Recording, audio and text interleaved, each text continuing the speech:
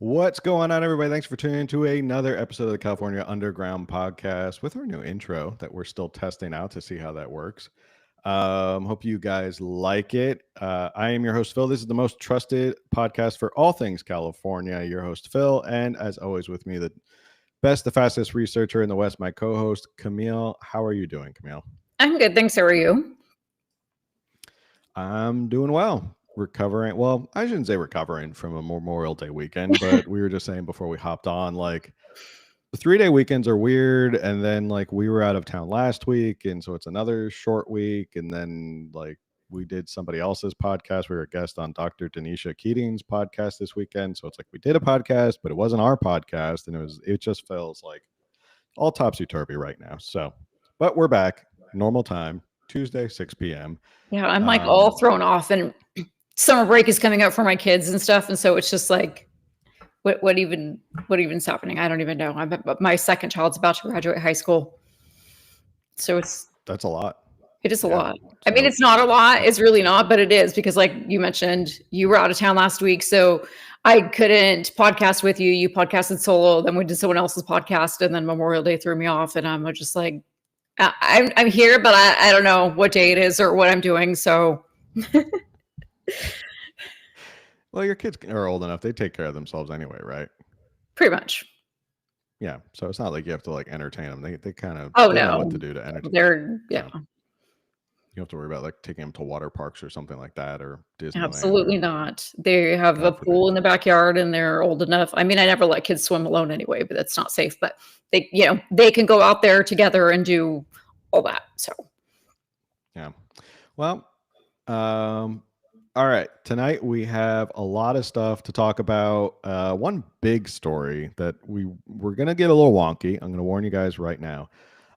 Because it's a lot. And I even was reading it. And this is the guy who loves constitutional law and reading this stuff and does law for a living. And I read it and I was like, I don't really get what's going on here. But we're going to talk about the California gas car ban. So Senate had just voted to overturn the waiver allowing California to implement the gas car ban. We're going to talk a little bit about the history, where that came from, Gavin's executive order on it. We're also going to talk about Bill Essayli, who was a former assemblyman, now U.S. attorney for the Central District, has started a new program and quite brilliantly has figured out how to get around the sanctuary state policies and basically make all these programs really effective. So last week, Camille, when you weren't here and I did the podcast solo, I went on a big rant about spending, and I just posted something on Instagram about the spending and the one big beautiful bill. I don't know if you had any thoughts that you wanted to add about the big beautiful bill, about the spending. I saw you were pissed, just like I was. So, did you have any thoughts about? Because I'm still pissed about it.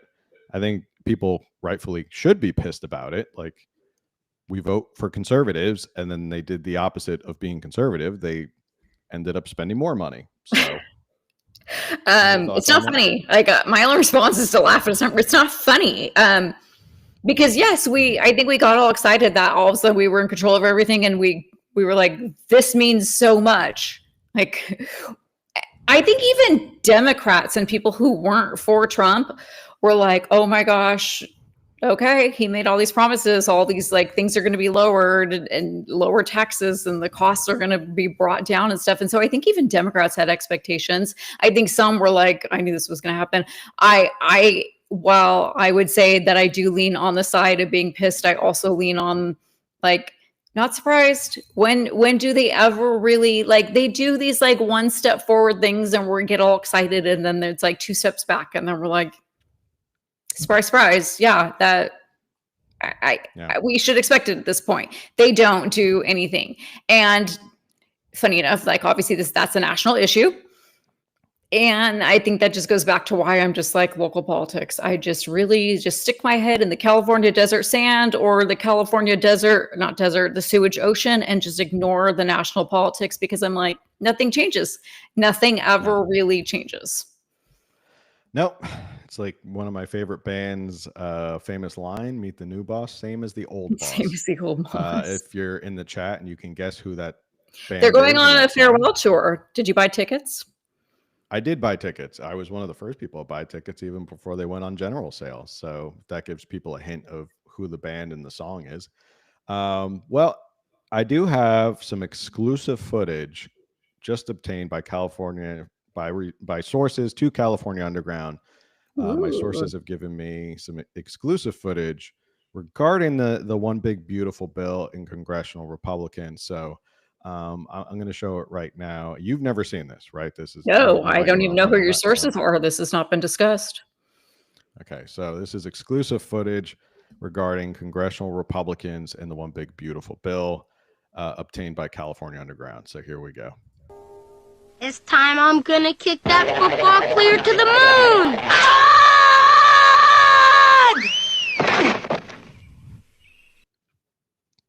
I need to know who your sources are. Well, I know you there have cannot it, reveal folks. them, but wow, I want to be on there. It's exclusive. I know it's very Their checklist. exclusive. It's corny, but that's literally how I felt, and I was like, "Yep, that's." I mean, it's like Charlie Brown in the football with Lucy. Like every time we vote for it, and every time we vote for Republicans, what do they end up doing? Go, we can't cut spending this time. We have to do it next time. We have to spend our way out of this deficit. That's how we're going to fix things. All right. Are we On not to more. doing our cringe moment? What was our cringe moment? I don't. Well, I don't know. Are we not? We discussed them. I but guess that's close enough to our cringe moment. I suppose We it didn't have was. anything planned. It was. Yeah. It was a cringe national level week. It was.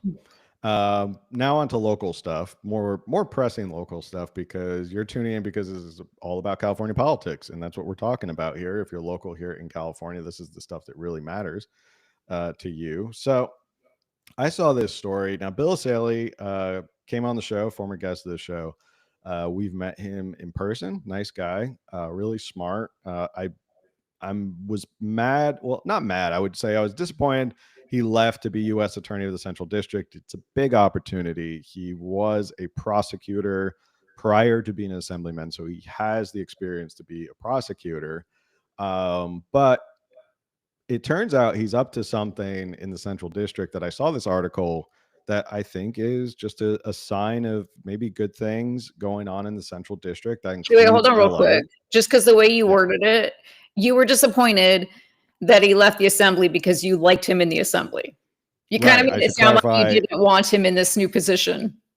I was disappointed he left because he was so good in the assembly. He was a fighter in the assembly, and we need that. Like, he would press the issue, and he had no problem going on the floor, calling out Democrats. If you had to make a little bit of a spectacle, it was great because it created a lot of viral buzz about what's going on. I think, if anything, probably his biggest accomplishment, being a fighter in the assembly, is really exposing California Democrats as these bullies in the assembly. Like, they silence you, they cut you off, they cut your mic, they won't let you speak.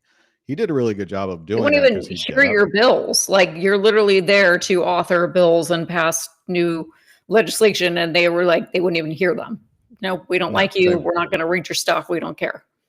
Nope, they would just be like, nope, sorry, we hate you, and go away. We're not going to listen. They would just cut his mic, and then they would do like decorum things of, like, he'd be speaking, and they'd all be like walking in front of him and just distract. It was, but loved Bill Essayli in the assembly. That's why I was disappointed when he left, because I was like, we need another. And there's going to be an election, so if you're in his district, there's going to be a new election for his replacement.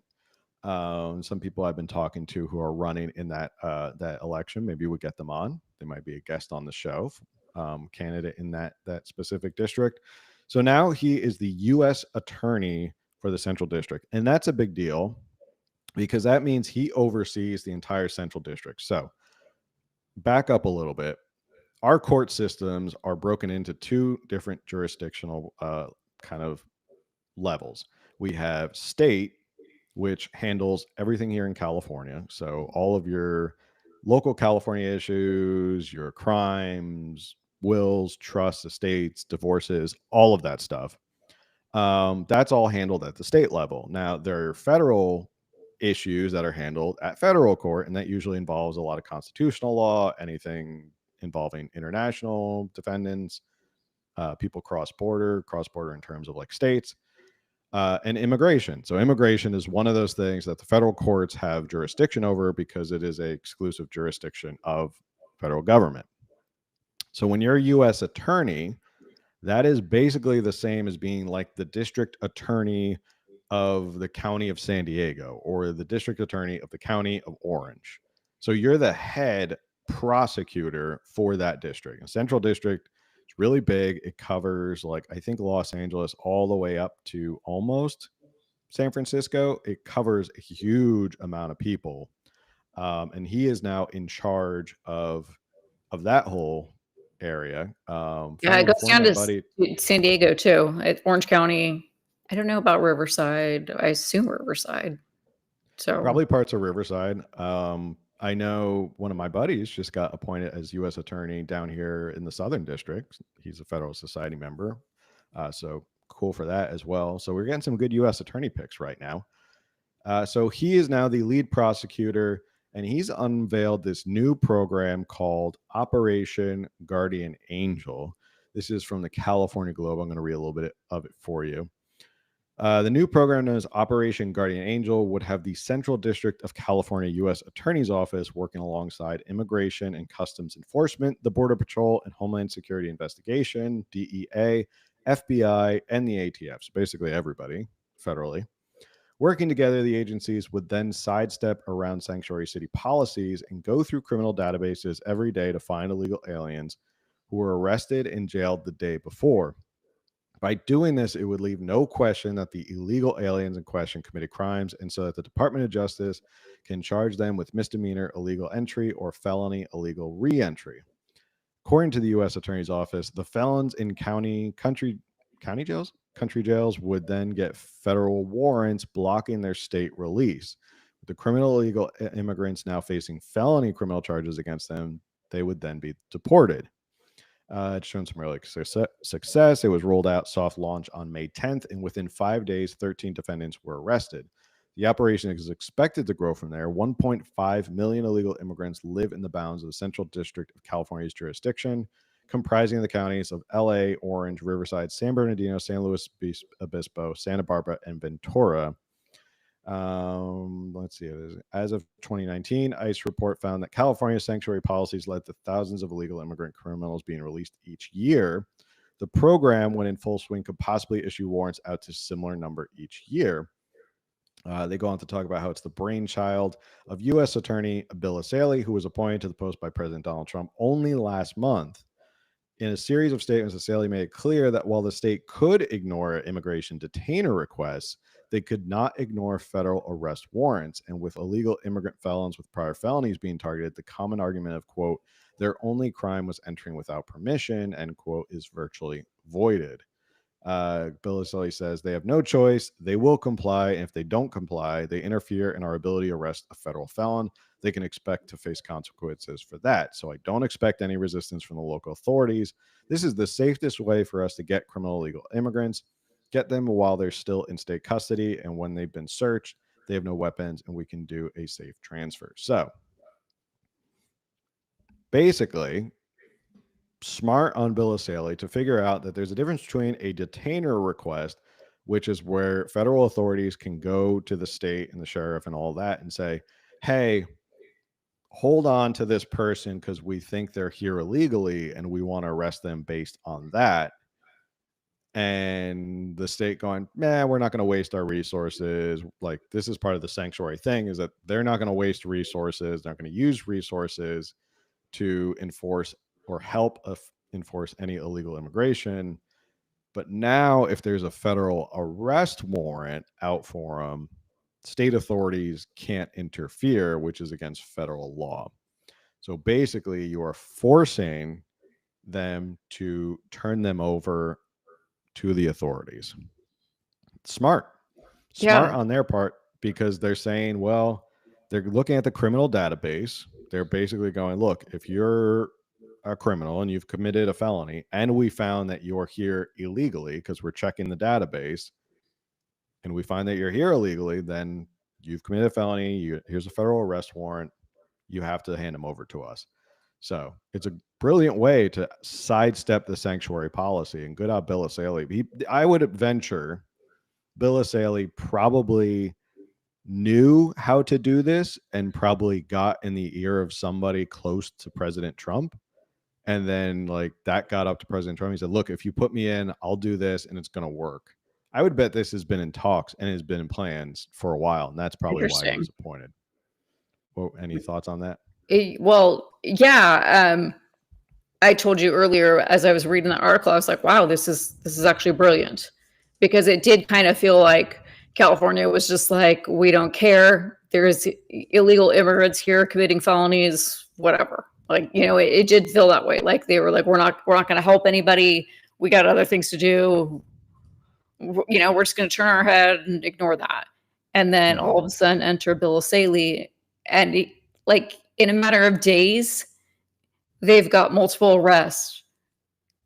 And so I can only imagine how this is going to go going forward. Do you think, what do you think like Rob Bonta will do? How do you think? Sue Trump again? I mean, he can try. Let's see, did they say isn't no major lawmaker in favor of sanctuary laws has issued a statement. So as of I think this was last week, nobody's even said anything. Because Bill Essayli's right. If you interfere with federal law enforcement trying to execute a federal arrest warrant, you are interfering in that operation, and then you are guilty of a crime. And I don't think any of these people want to be brought up on crimes. I mean, they all act tough because they know there's probably not going to be any consequences. It's very easy to act tough when there's no skin in the game. But now with the threat that federal authorities can scoop you up and be like, "Oh, you interfered, so now you're under arrest for this," I think they're all going to kind of be like, "Oh, damn, this is kind of like checkmate for us." And sort of the sanctuary policies have been written a certain way that were not actively, I guess you could say they were more passive than active, in the sense of they weren't actively protecting illegal immigrants in California. Their whole thing, all the cities in the state have basically all said the same thing. We're not going to use our resources to help aid the federal authorities like ICE or Border Patrol or anything like that. They're not going to interfere, but they won't assist. So that's sort of their legal way around it. But I think Bill Essayli kind of found the checkmate of, all right, well, you're not going to assist us, but if you can't interfere, then we're going to do federal arrest warrants, and you definitely can't interfere with those, or we're going to start arresting you guys. So it would be interesting to see if like any of these attorney generals, or like Attorney General Rob Bonta, or any of these district attorneys kind of get in the way and try and do something. And what happens? Will they get arrested like that congresswoman in New Jersey who trespassed on an ICE facility and then assaulted an ICE agent? Like, which is crazy that now they're trying to turn that into like a whole spectacle of, you know, what this is Trump being a fascist, and this is the fascist drama because he arrested a congresswoman. And it's like, well, she did commit a crime, you did trespass, and you did assault someone. I thought the whole thing was no one was above the law. So any other thoughts about Bill Essayli's checkmate? No, I am excited to see where this goes. I do think that he's an extremely intelligent man. And like I said, reading that article, I was like, wow, go Bill Essayli. Like I'm excited for what else he'll do.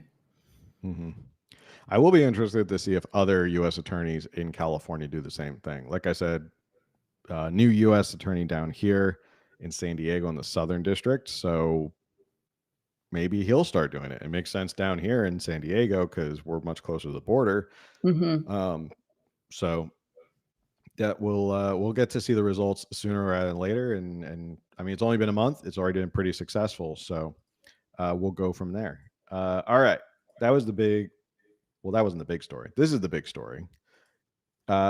Gavin Newsom had an executive order. All right. let's go back first about this, because I'm going to pull this up. I want to give you, I like to lay it out for everybody what's going on here, and then we'll talk about sort of the big story that's happening here. Gavin Newsom was born. No, I'm just kidding. Okay, so Gavin Newsom Way was back. born. He learned how to gel his hair at the age of 13. All right, this is from September 23rd, 2020. So get back in the way back. That is way back. You know, back during COVID, when you couldn't go in a restaurant, you know, you couldn't go on the beach, anything like that. California was basically completely shut down, and Gavin Newsom came out with an executive order. This was not law, mind you. This was not, our duly elected representatives did not come up with this law. Gavin Newsom came out with this executive order. He announced that California will phase out gasoline-powered cars and drastically reduce demand for fossil fuel in California's fight against climate change.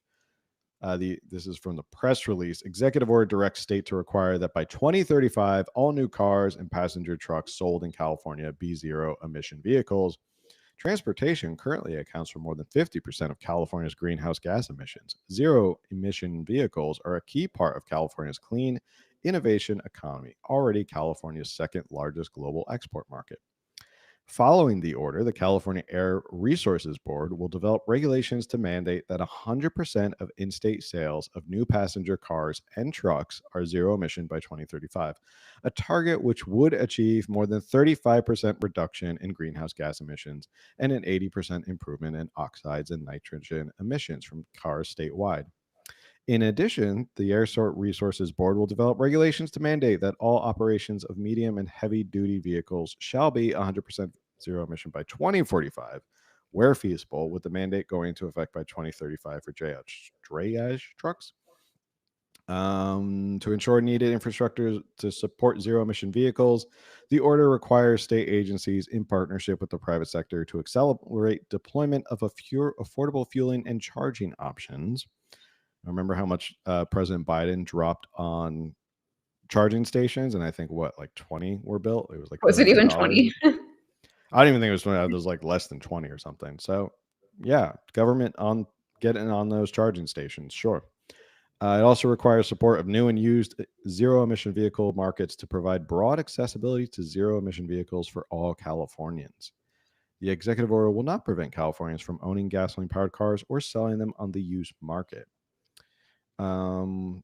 This is a part that where I have said this before.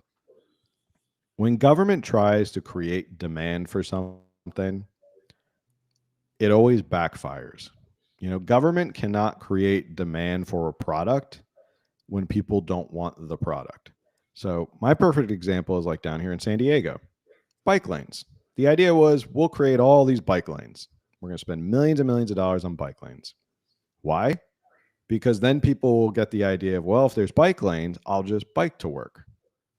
Well, fast forward, nobody in San Diego, well, I shouldn't say nobody, literally almost nobody does not use or doesn't use the bike lanes down here in San Diego. They're just wasted. They're wasted space. They're basically their own lane that has taken up either a lane of traffic or parking. And it's just one of those examples. When government tries to create the demand for something, it always backfires. So the executive order goes on to say, so I have a serious question about those bike lanes. Have you seen homeless encampments taking over bike lanes? It hasn't been that drastic yet, because I think there are still people who use them, but rarely use them. I've seen people who don't even are on bicycles, and then they don't even actually ride in the bike lanes. They just ride on the street next to the bike lane. And I'm like, but what are we doing here? Like, you have your own lane. Why are you in my lane? Well, and I want to add, because this is to your point, that the city of San Diego is adding more parking meters, obviously because they're in a budget deficit, and that's one way that they want to, create some revenue. But to your point, they created a bunch of bike lanes that hardly anybody is using, but clearly there's revenue in parking meters because people are still driving their cars. And anyway, I know you're gonna get to the point of the bike lanes. The government tried to create this demand; it didn't work. But there's evidence of that in the fact that they're adding parking meters for revenue. And they're doubling the price of And they're doubling those the parking pricing. fees. But like, yeah, they didn't do away with a bunch of the cars as they had hoped. And so now they're taking advantage of that. Anyway, sorry.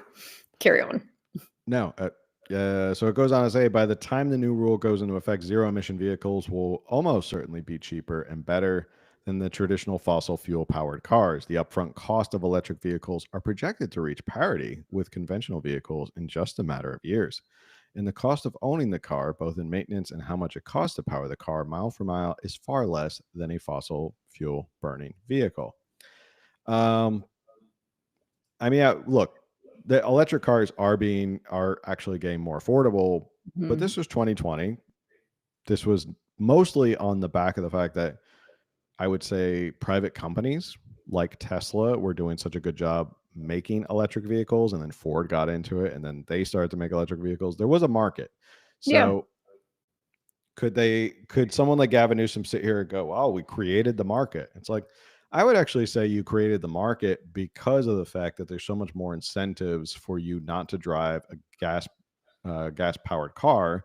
One, because it's so damn expensive in California to drive a gas powered car when gas prices are flying up over $5 a gallon. Like a month of gas is seriously equivalent to a car payment.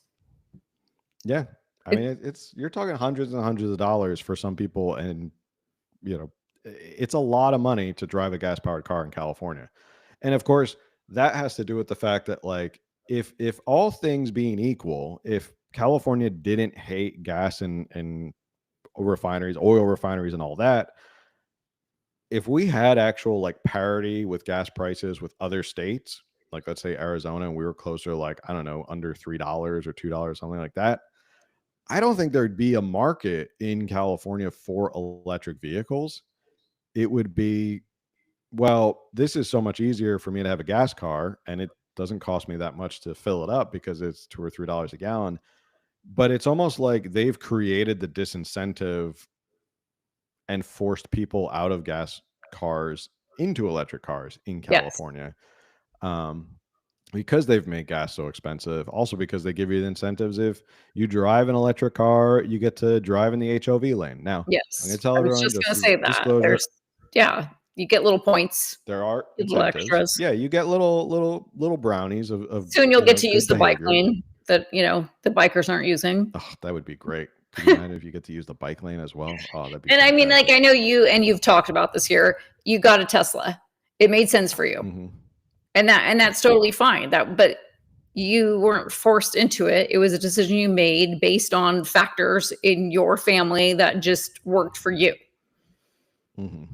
Yeah. That's because the market right now in California makes sense to buy an electric car. But the idea of like 100% electric cars by 2035, which is 10 years from now, it's crazy to think, is almost mind-boggling because California can't even keep the lights on. Think about how it's going to be in 2035 when you get brownout alerts because it's too hot and people are cranking their ACs. But guess what? You've made the whole state drive electric cars, and now they all got to be charging somewhere. Electricity doesn't magically pop up. I know they think it magically pops up from like different green energy sources. It's not nearly reliable enough, but better get your bike. What are you going to do then?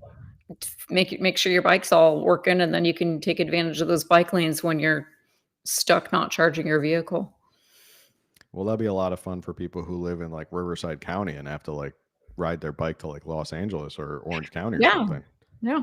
Just get on that highway. Just start pedaling. Just get. California traffic is a clear indicator of we're not riding our bikes everywhere. I sound like we like hate bikes or something, and we don't. Or I don't hate bikes. I have a bike. We have some nice paths that we can ride, but like we drive to them. That's the funny thing. Like I don't like go ride around my area. We'll drive to a place where we can walk and ride bikes. So, but again, that's your choice to ride the bike as a recreational hobby. You're not forced into it because of government policies. Right. I just So that was sound like I hate bikes or something, and I'm not hating on. I'm not hating on them. So that was Gavin Newsom's executive order. Again, that was an executive order. This was not something that like representatives came to the state legislature and said, we're going to vote on this bill. We're going to let you talk to your representatives about this. Gavin Newsom just by like edict, by King Newsom power, just said, this is going to go into effect. Even more terrifying, I think, than the fact that most people won't have access to electric cars or charging. Like, how many people live in apartments in California because it's unaffordable to buy a house? Are they going to have enough charging stations for all those people who live in apartments? I doubt that. Are they Yeah, going to that's a start good requiring? point that I actually never thought of. Because it's one Because thing most if you apartment have a buildings, house and you have an attached garage or detached garage, but you have a garage or whatever, and you have the space to put in the charger. Mhm. That's one thing. But I didn't even think about like all the apartments who don't necessarily like they just have parking spots.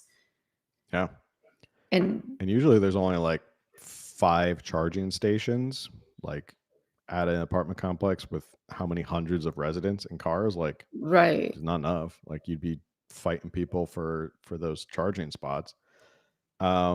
Even more scary, I think, is the fact that they wanted trucks to become all electric. And I think I've brought this up before, but my wife works in the transportation industry with trucks, like heavy duty, semi trucks. And this was a big point of contention because of the fact that they would say, oh, by 2035, you have to tell us like how you're going to implement our plan to make trucks all electric. The technology doesn't exist. Like, there is no technology to make semis all electric. And if they are 3 times more expensive than a normal semi truck. They're unreliable. Where do you stop? Like, it's going to take over a day, I think, to like recharge a semi. So like goods are going to get slowed down. I mean, there's like, you want to kill the California economy, just say that all trucks have to be electric. That's a good way to kill all the entire economy. How are you going to get goods? Then you start to get into like emissions and electric trucks going into ports to like go get stuff from like the port of LA or like the port of Long Beach, like port of Oakland. Now we're talking about like nothing will come out of California, and you want to kill the national economy. Like, this is just domino effect, bad for the entire country if this were to go through. I have a story. And there are, yeah, go ahead. My city, Republic Trash Company, they got their first electric, all electric truck, and it operated one day and then like shut down, powered off like halfway through the day. This was just like a week or two ago. Because so they were all proud of because that. Think about how much electricity a truck like that like it's lifting up the cans and then the stuff gets dumped into the hopper, but then like the truck has to like, it has whatever parts, I don't know, but like that pushes all the stuff, to the back. And then the next one, like there's so much operation going on in that it's going to use up its electricity, its charge so quickly. So it couldn't even complete a full day's worth of work. Yeah, I think we're a long way away from trucks being anywhere close to electric. And again, we come back to the same issue of like, where are the trucks going to charge in California? It takes a lot of energy to charge up a truck, and we don't have that electricity, especially at the rates they're charging right now for like electric. Is it going to be cheaper to charge your car pretty soon? I don't know. It seems like Gavin Newsom and his California Democrat buddies in Sacramento just keep blank checking and rubber stamping any rate increase by any of the utility companies. So it's like, is it ever going to be really that much cheaper? So, so that's where we're at. In 20 years when they're like outlawing electric vehicles or you're pushed back into a gas vehicle because electricity is way too expensive. I swear. It's something like I'm just saying it now. 15, 20 years, we're going to be like, nope, we need gas-powered vehicles because it's way too much effort, too many complications, and way too expensive to charge our electric vehicles. Well, they've already banned was the sale of like lawnmowers, gas powered lawnmowers and stuff like that. Like you're like, okay, was that contributing to climate change? Like, I mean, you want to talk about a tear in the ocean compared to like what India and China are doing. Like that's nothing. That Well, like and wow, we ban. we talked about it before. The whole sewage coming in from Mexico at the border. It's not even at the border, just coming in from Mexico, and it's like, what are they going to do about that? That's disgusting pollution. I don't know if your beaches are even your oceans are ready to swim in again. I have no idea. I just know that was a whole disaster. Imperial Beach, I'm sure, is not. You can't swim in Imperial Beach. I think farther up the coast because I think the it goes out so this way, so it like comes up. I'm not doing a really good job of like it comes up from TJ and then it gets like pushed out away from like PB and OB and all those places. But no, it's gross. Like why are San Diego citizens dealing with literal sewage coming up from TJ and we're worried about gas powered lawnmowers as if that's our biggest issue. Right. Well, because But if we're trying to save the environment, that is definitely a huge issue. And I've spoken about this before. I've lived in California my entire life in Orange County, visiting the beach. For probably like since I was like 6 months old, and the beaches were grosser, and I can see that the improvements, like things that they've worked on, it has genuinely helped. Our beaches have gotten so much prettier. Our oceans are so much clearer. Like they're like blue now. They were not blue when I was a kid. It was like brown. And I understand that we have different factors that go into it, but there was environmental factors that they were like passing legislation, and it really did get cleaned up. Like now as, an adult, I go to the beach and I'm like, wow, I remember as a child, this was not clear and pretty. And now it is clear and pretty. And so they worked so hard on that for decades. They accomplished much, and now they're just going to ignore that issue. So yeah, if we're really so concerned about the environment, I don't know why we're just letting that slide. well, wasn't the whole argument for why they banned plastic bags and then they charged for plastic bags was, well, the plastic bag or the plastic straws as well, they end up in the ocean and they kill the sea turtles. The Well, sea I'm not turtles. sure a mouthful of raw sewage from TJ is good for the sea turtles as well. I'm just Correct. going to go ahead and say that. That's I'm no where marine biologist. I know tonight's really not supposed to be about the environment, but just to go back to all their weird hypocrisy, it's just like, why do they continuously choose one thing over the other? And like I just said, I know that they worked so hard to clean our oceans, and they did. And now it's like, okay, that's done. I guess we ignore it now. That's so weird to me. No, let's keep them clean. I liked when they were clean. It was beautiful. Let's see. All right. I have to find a link that I'm now posting because the link that I was looking at, all of a sudden, after reading it, they go, up. If you want to keep reading, make sure you sign up.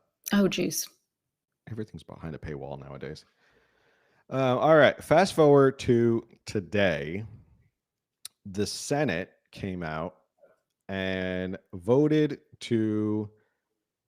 5144 to overturn a waiver allowing California to set its own air pollution standards for cars that are stricter than national regulations. The Senate has overruled its parliamentary a handful of times in the 90-year history of the role.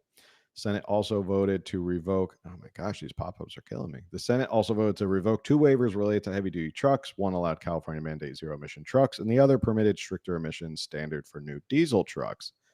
Congress is using a law called the Congressional Review Act, or CRA, as a mechanism to revoke the federal waivers that allowed California to set these rules. The House previously approved 3 resolutions to revoke the waivers. But there's significant questions about whether this use of the CRA is legal. The Government Accountability Office and the Senate Parliamentary, who serve as referees within the federal government, both determined that it is not. The GAO's opinion is merely advisory. The parliamentary's guidance is also non-binding, but the Senate has traditionally followed it. So let's back up a little bit. There's this person called the parliamentarian.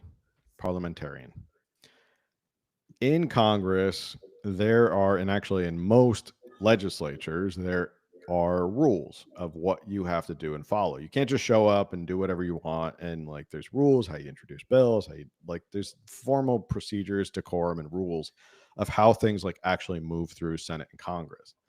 This parliamentarian is somebody who is basically like the expert on the rules. And they're like, look, we know everything inside and out.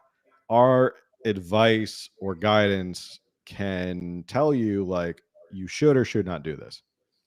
So the parliamentarian was asked, hey, can we as the Senate vote to revoke this waiver for California to institute these strict emissions? Now, they were granted these waivers to do what they want and do these emissions under the Clean Air Act because they were stricter than the federal regulations. I'm sorry I'm getting super wonky tonight, but I think it's important for people to understand like what's going on here. This is not necessarily a slam dunk that this is going through. So I want people to understand that like this could be like fought out in court and they could actually end up losing. This could go back into effect. So where was I going with that whole thought? Oh, so federal regulations, when federal government makes a rule about a certain topic, states can make laws that are stricter than the federal parameters, right? So they can basically follow the federal law and the federal regulations, or they can go stricter, but they cannot go like broader. So they can't try and override federal law by making it broader or include more things that they're not supposed to. California was granted a waiver because under the Clean Air Act, their executive order was stricter than what the Clean Air Act had recommended for motor vehicles. So basically, they were like, hey, here's our standard. If you want to go even stricter, that's up to you guys. You can do that. You just can't go broader than us or easier than us. So they got this waiver. That's when they came up with this executive order. And then they came up with this ban, this gas car ban. Everyone's still on the same page? Everyone in the chat? Everyone's still following? I think I'm following. Okay. So this waiver has been in place since 2020. They've been allowed to do this. Senate comes in and goes, hold on. We want to turn over this rule because of this Congressional Review Act. Wonky again. I should just have like a wonk alert. For anybody who is not into the wonky stuff, I'm sorry. You need a whiteboard with diagrams, pie charts, like the whole had this all charted out. Whole thing. The Congressional Review Act was actually just passed in 1996, not that long ago. Because what had happened is the administrative state, EPA, I'm trying to think of some other ones, the EPA, some other big ones, like big federal agencies, started passing too many rules and regulations that were not in line with what Congress authorized them to do. So Congress, when they create a law, they'll say, okay, we're going to leave it to the EPA to come up with the specifics because we're not experts. We'll leave it to the EPA. Now, administrative state has lost some of its power recently because of the Supreme Court. Whole nother story. Not going down that rabbit hole. But these agencies do promulgate rules and regulations. But because Congress gave the administrative state the power, they came up with this Congressional Review Act, which basically says if Congress within 60 days of this new rule doesn't like it, they can vote to disapprove it, which then negates the rule, basically overturns it. It says, no, that wasn't our intent by giving you this power. Basically, it's a check on the administrative state so they don't just run away with their power. And basically, Congress is now a check on the administrative state. Okay, wait. So that keeps states in check, or just the administrative state? Okay. All right. So like if the EPA, well, in this case, like if the EPA comes out with a new rule and then Congress goes, whoa, wait a second. That wasn't what we gave you authority to do. They can then go, hey, within 60 days of that new rule, they can take a vote to disapprove that rule. basically negate the You rule. just said that, but I had to just kind of like. Yeah. I know. I You just have to need you to repeat yourself. I'm sorry. Okay. That's fine. You got to verbalize it out. Caught up. All right. So basically, this is also used a lot when there's like different presidents coming in. So Okay. like when there's a big turnover, presidents will often come in. They'll change, like, we didn't like that rule that you guys institute. We're going to disapprove that. And like it's been used sparingly. In fact, it hasn't really been used that much. George W. Bush was the first person to ever use it. He did one. Donald Trump, not surprisingly, did like 16 or 17 in his first term. So, do with that what you will. But Biden did like 8 or something. So it wasn't like they're using it more and more. So basically, here we are, 2025. The Senate goes, hey, we don't like this whole electric car and gas car ban happening out in California. We see this is going to be a big issue.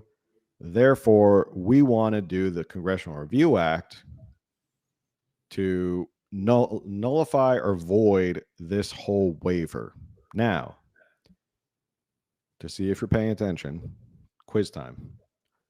Why might that be a problem based on what I just said? Because it's been more than 60 days. But maybe I don't know what you're talking about. Well, that, but also it's not. That's a state. There, it exceeds the federal level, and the state has permission to do that. Yes, that is correct. They do. Okay. States can be more strict under the federal law. The issue is, and this is going to be litigated, and I guarantee this is going to be litigated. So that's why I'm telling everybody who's listening, don't celebrate, don't pop the champagne yet. This is far from over. And Rob Bonta is going to sue over this. They were granted a waiver. This was not a new rule. So California was granted a waiver under the EPA to pursue this gas car ban. Okay. And it's all going to come down to whether or not you can do a waiver or a rule, or it could be both. So that's really where we're at right now is, yes, it's been overturned temporarily by the Senate. The parliamentarian is not binding. They can just advise you and be like, hey, like, this is the rules of the Senate. Here's what we think. Senate can say, screw off. We don't care. Like, we're going to do it Which anyway. is what happened. Which is what happened, is that they voted 51-44 to overturn that. And when you answered my one main question, because when I was reading the article, the whole time I was like, I have to ask Phil, does he think this is going to be challenged? Which you just said, yes. Yeah, it's absolutely going to be challenged. And I think it's probably going to be joined probably by Washington, because I think they have some rule as well that they're trying to implement when it comes to gas cars. So they're probably going to jump in as well. But yeah, California is definitely going to challenge this. And it's worth the question. Worth the question whether a waiver or a rule is what can be overturned. Now, the other side of this is the actual political ramifications of Republicans doing this. Is, if you remember back, Harry Reid didn't listen to the parliamentarian who said you need 60 votes to confirm federal court justices. He went around that and said, no, screw you. It's going to be a simple majority from here on out.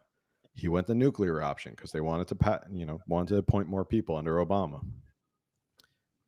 That obviously came back to bite them in the ass, because then Donald Trump gets in and now you have 51 majority. Now he appointed 4 Supreme Court justices with the simple majority. So Democrats are saying to Republicans right now, hey, be careful what you wish for, because down the line, if we get back in control, we may start overturning a lot of things that the administrative state is doing that you guys like, whether it's tax codes or stuff like that. Like, we can go and do that stuff now. Dude, Chuck Schumer said it as a threat. Like, what did he say? Something like, it's going to come back to bite you, or be careful, something like that. But the way I was just like, please retire. Like, go Like, to bed. go to bed, old man. Like, nobody listens to. He's got like, I think his approval rating's like 18% or something. He's like so pathetic at this point. Um, I could honestly see like AOC unseating him for Senate at this point. Um, maybe. I think there's a good chance of it. But so that's where we're at right now. I'm sorry if I bored everyone to tears with the wonky stuff, but it is really important that we discuss it because I don't want people to get this idea of like, oh, it's been overturned, it's all over. Like, believe me, I'm happy that the federal government is getting rid of this rule. I think this rule is stupid. I think the ban is going to hurt California and Californians in 10 years. I think it's not going to make sense. They're not going to figure out the infrastructure. $12 billion in, $12 billion budget deficit. Where are they getting money for all these charging stations that they think they're going to build?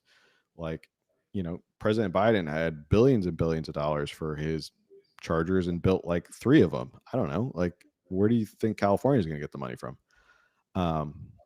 So that's basically where we're at. Any questions, comments, thoughts? I know I I was have rambling for a long comments time. just to play devil's advocate here, because now I agree with you. It's a stupid thing. And like, as we discussed, it's sort of like, right now electric vehicles are expensive, but as technology improves, the cost comes down. Like, let people adapt and adopt. It naturally happens. Like, don't force us into electric vehicles, but we will get there naturally on our own. We will. And so I agree, like, trying to enforce this is just like, come on, government, back off. Like, don't tell me what to drive. Just seriously, just leave me alone. And so we are very, like, we always preach about like local elections, the local matters, like, let all these things. But now it is funny on this issue. We're sort of like, yes, the federal government, let them come in and overturn this and see what happens. But that is why I guess we have a federal government. Like, I know we're both fans of the Constitution as much as we want the smaller government. We love the Constitution. We're very pro United States. We're very pro local government, but when it comes to California, our local government's insane. So yeah, like we do preach a lot about local government. But this is also why we have a system of federalism of like, it's like layers of a cake. So there's checks and balances of like, one state can't go like way too deep off, far off the end. Like, somebody has to be able to put their foot down and be like, nope, wait, that's too crazy. That's against the Constitution, or that's against our laws. Can't do that. It's going to hurt people. Otherwise there wouldn't really be a sense of national unity if there wasn't one overriding like governmental authority. But yeah, look, I'm a fan of like the free market does what the free market does. I know people are going to say, well, Tesla didn't get popular because of the free market. Well, Tesla was given tax credits and it was given sort of leeway because the federal government got out of the way of Tesla and let it do its thing. And now it's wildly successful. And Tesla, I would say, changed the game for electric cars where people were more interested in electric cars. I feel like electric cars before Tesla were like really dumb looking. Like, they were all kind of like, I'm trying to remember like the electric cars before, like the Nissan Leaf, I think was like something like that. And it just looked like goofy. It looked like a clown car. But then like Tesla came out and was like, hey, here's a really nice looking sedan. And people were like, whoa, that's what electric cars can look like. But my point is that the free market, like, somebody came in, Elon Musk came in and said, hey, I'm going to build a car that people want to drive. Sooner or later, I'm going to make it more affordable for people to drive. Oh, by the way, I'm also going to put up like Tesla charging stations all over the place. So they're like gas stations, and it's easy to supercharge your Tesla like when you go eat lunch somewhere or like you go shopping.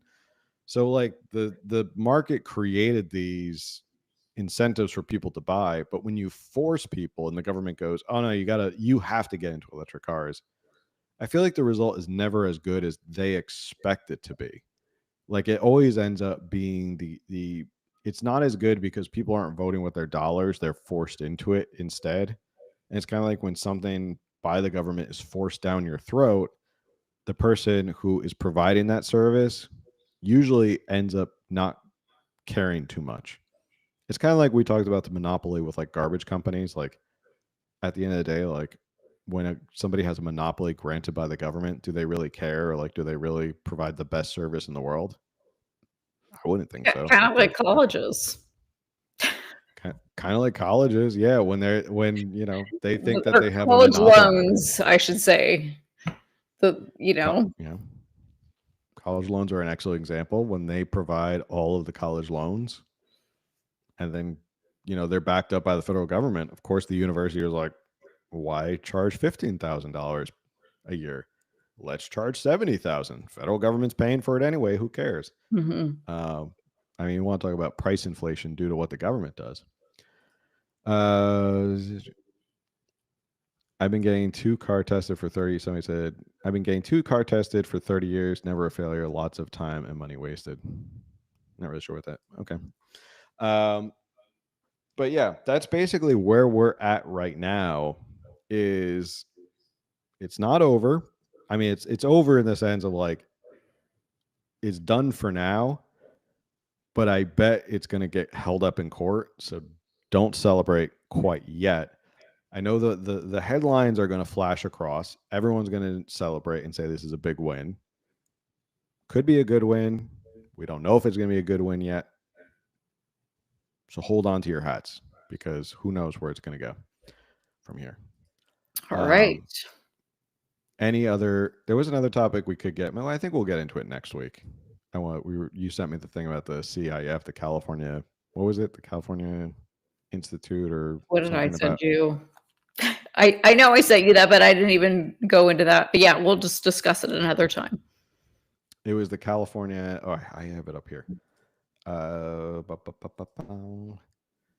California Interscholastic Federation on Tuesday announced a pilot entry process for the upcoming track and field championship, allowing a biological female student athlete to compete who may otherwise been displaced from gaining entry to the competition by a trans athlete.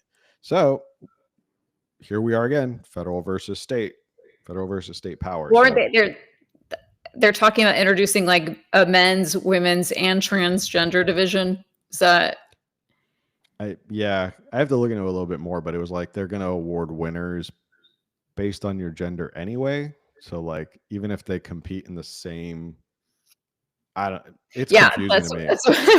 We'll look into it. We'll look into it next week. I think that's a good segue and like teaser for next week, is we'll look into this whole issue for next week, the California Interscholastic Federation, whatever rule. And basically President Trump came out and said, okay, you're going to violate Title IX, I think. We're going to start cutting federal funding. So, the fight between the federal government and California continues. So, with that, any other final thoughts or comments? I don't think so. Okay. We covered a lot of wonky stuff tonight. I'm sorry, guys. We covered a lot of wonky stuff. That's why I threw the Charlie Brown clip in there to try and lighten things up a little bit. But all right. Thanks for everyone for tuning in. Make sure you like, share, subscribe, review, all of that stuff. It helps people find us in the algorithm, and that's one of the best ways to support the show. And another way to support the show that is 100% free is tell somebody about it, share it, let someone know about what the show's about, California politics. If they say, I have no idea what's going on in California politics, you go tune into California Underground. They'll tell you everything you need to know about California politics. And with that, we'll see you on the next one. Later.